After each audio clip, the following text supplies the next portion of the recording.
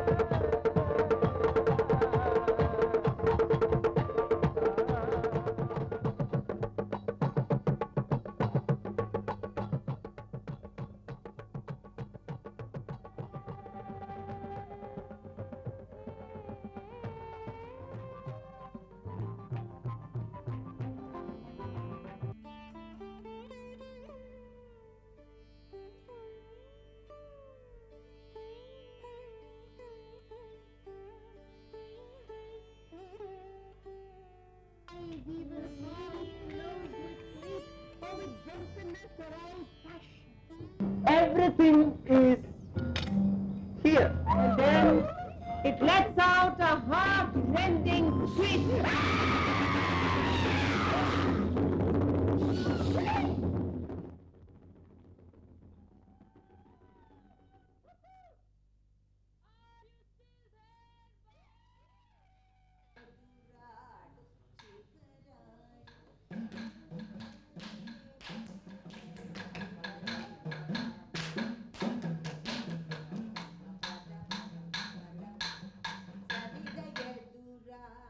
Our parents always made us feel that we were part of a unit. So whatever happened to the unit happened to all four of us, whether it was positive or negative. And there was never a feeling of competition. There was always a feeling of sharing, of saying, look, I have done this because I love you so much. Or look, I have achieved this because I love you so much. So I don't, in fact, ever remember feeling, oh my God, I've got to do better than them. Oh my God, what will people say? I'm Mrinalini's daughter and I'm such a failure, or anything like that. What did happen very often is that people's expectations of you changed. But because we had such an ongoingly open relationship with my parents, they made sure that that wasn't a hindrance. When I did feel some kind of, not a pressure, but an unfairness, was when I was older and I was in college, which was the first time I was in a competitive situation, youth college, intercollegiate competitions and entrance tests and so on. And if one didn't do well, people would say, oh, it's because their parents didn't pull strings. If one did do well, they say, oh, it's because she's Mrinalini's daughter or because it was Vikram's daughter. And that took some getting used to.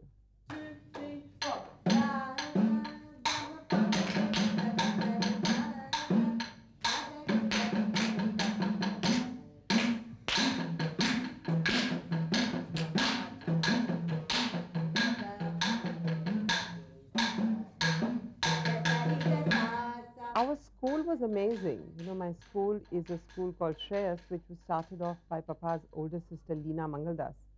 It was the first Montessori school where Madam Montessori actually came to set it up. And it was about the most non-competitive and pro-cooperative school you can imagine. We were 6 or 8 in a class. We never realized that the world saw the two genders differently. We never realized that the world saw religions differently, or that the world saw castes as castes or classes as classes.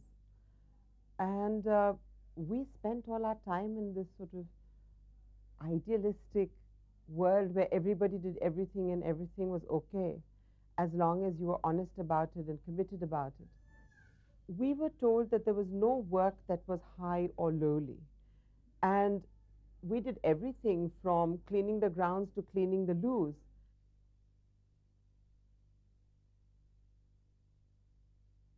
We came from a very austere family, where the feeling was that whatever wealth there was in trust, being passed through us to try and use for society.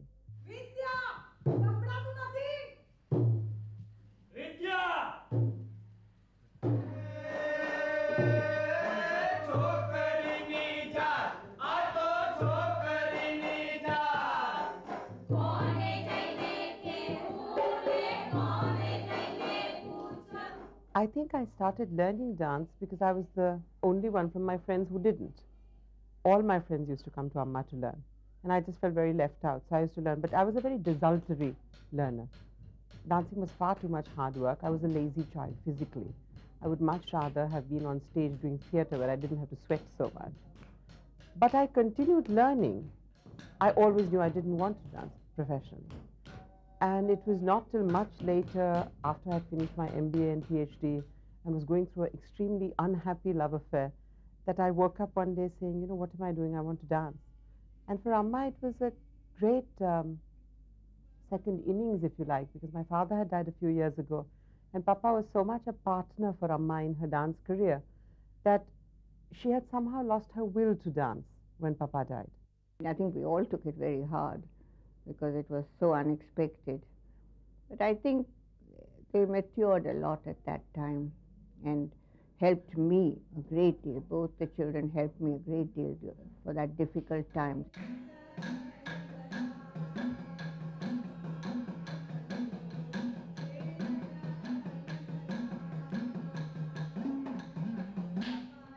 A few years later, when I came back into dancing, and as a matter of fact, the piece that we were rehearsing, Mira, was the first time that Amma and I ever danced together. And the piece represents the two faces of Mira, the inside face and the outside face.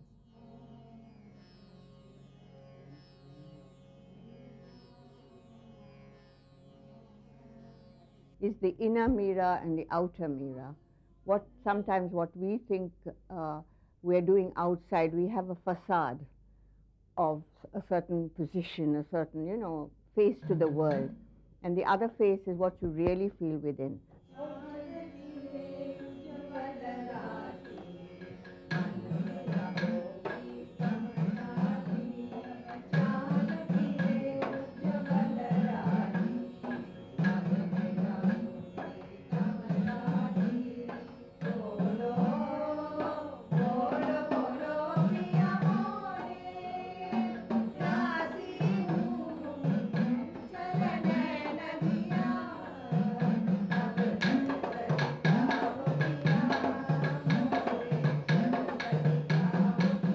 But Amma and I, when we performed it in September '76, it was the first time that a mother and daughter were dancing together or performing together. And that was really my initiation into the passion of dancing. And I'm still here.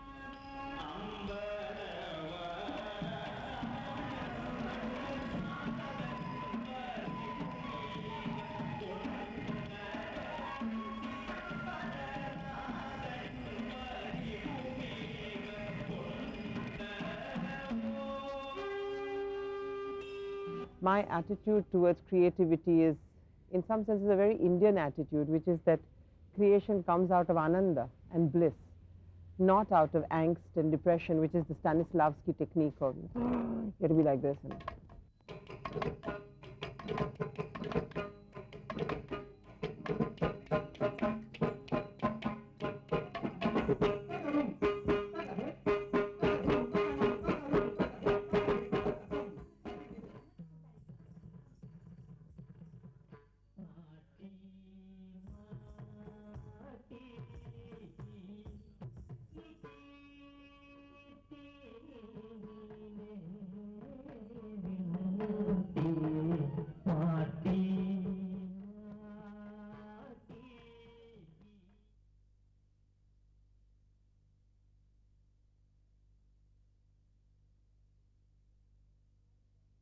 In the beginning, I was this new young thing that he was giving a break to.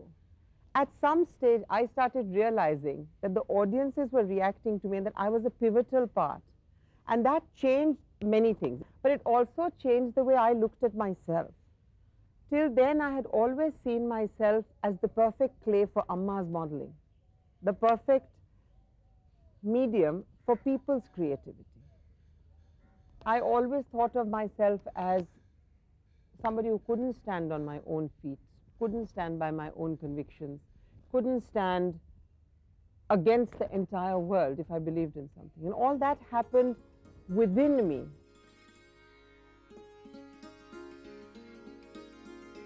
I came out of Peter Brook's Mahabharata and said, I can't go back to being a Bharatanatyam dancer and an activist. I have a lot to say. Draupadi has shown me that the arts are perhaps the greatest tool for communication. And I think I feel the need to somehow intervene to open windows. The futility of people's behavior towards others, the hatred, the fear, the fundamentalism, the bigotry, the insecurity that leads us to be so cruel and so violent to other human beings. And the fear in which most people live, the fear of change, the fear of the unknown.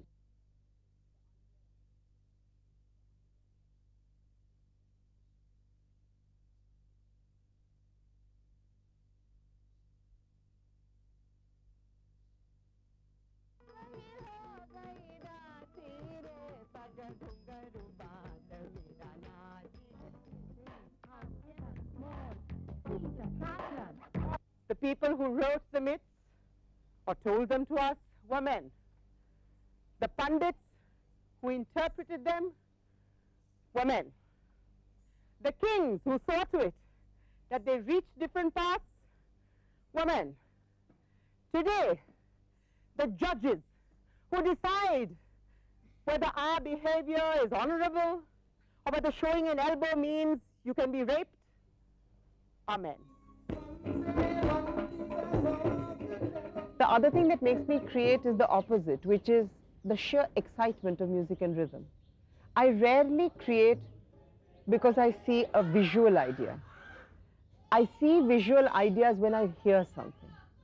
And all the happy pieces, when I say happy in the sense of not issue-based, all the happy pieces I have created come out of listening to a rhythm or listening to a piece of music or hearing a fragment and saying, I want to do something. I can see myself moving. I can see images.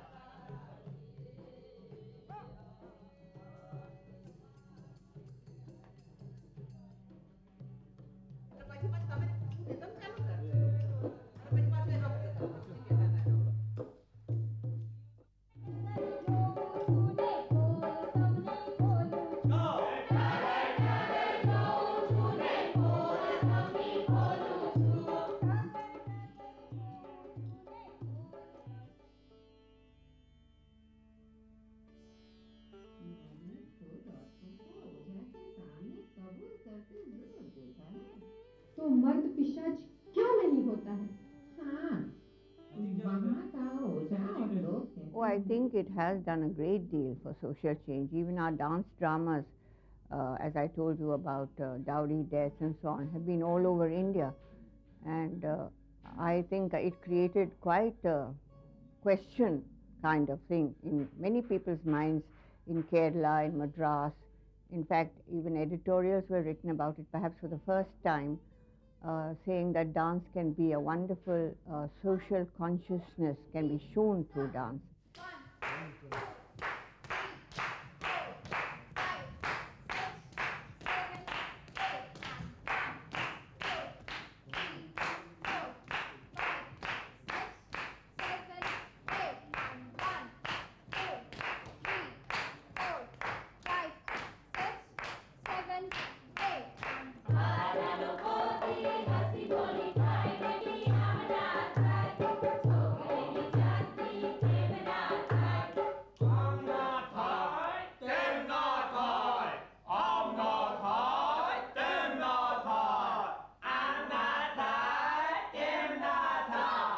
I think she'll use dance where it's necessary, she'll use drama where it's necessary. I don't think she has quite the one-track mind on dance that I have. She has also her father's idea of development. And so I think, as I say, I think it's enriched. It may not be a dance form, but I think everything she uses to help her. She uses drama a great deal, sometimes even more than dance. So I think she will just use the arts because that is her background. I froze. Couldn't scream. Couldn't shout. Couldn't do anything. If you say anything about it, that's the end of your job, huh? I'm a Brahmin and an officer. I'll say you do it with everybody. Well, in some aspects, there's a synergy. If you have the clarity what you want to do, and then you bring in the experts or people who know how to do these things, then you become a catalyst in creating things which you want to do. So I think that is what really I think Malika is doing.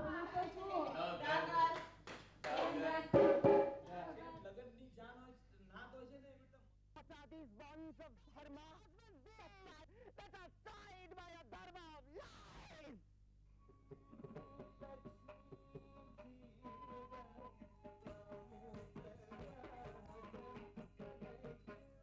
मैं तो मेरे नारायण की मैं तो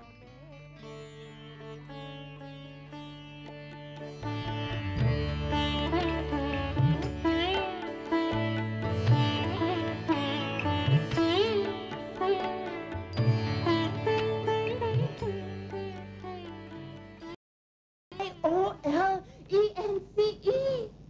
It's in your DNA. Violent. As a child, he used to try and find ways of running away from home.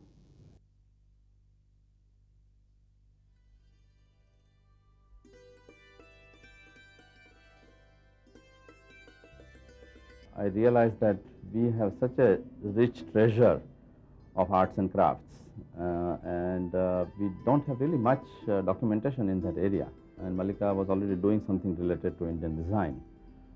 So it's sort of a natural outcome of that to see that to do something related to arts.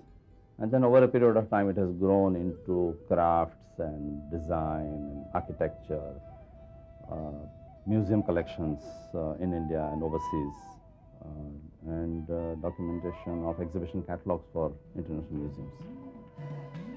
I'm an immediate person. I don't have a past and I don't have a future. So if you say to me, what are the mountains you want to climb in 3 years? To me, today excites me. What I'm doing today excites me and gives me the energy to do what I'm doing today.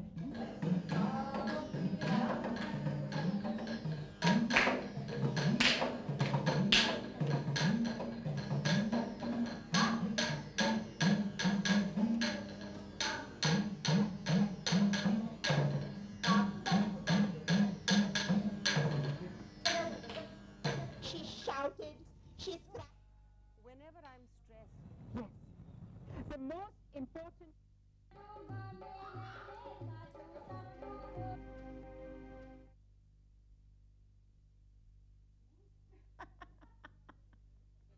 No, no, no, don't try and bracket me. I think if anything, Malika is a communicator of ideas, a communicator with passion, and a communicator who uses every language in her book and learns more that aren't in her book. Over the years, Malika Sarabhai has matured from a rebellious youngster to a woman who has expanded her vision to include the larger social issues affecting the people of the world.